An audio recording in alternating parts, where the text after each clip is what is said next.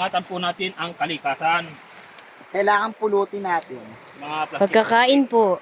Yan, lalo na dito may mga nagkalat po. Mga nagkalat. Sayang ang kalikasan. Dapat hindi anuhan ng mga plastic. Dami po nila dito tinapon ng sikerya, plastic. Kawawa naman. Tayo rin makikinabang nito. Yan, mga plastic.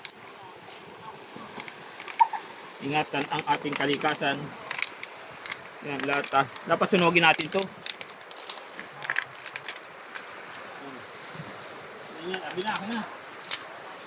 Sinamod. Ano ayos siya?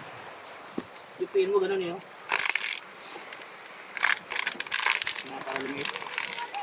Lahat tayo na ay puspuro.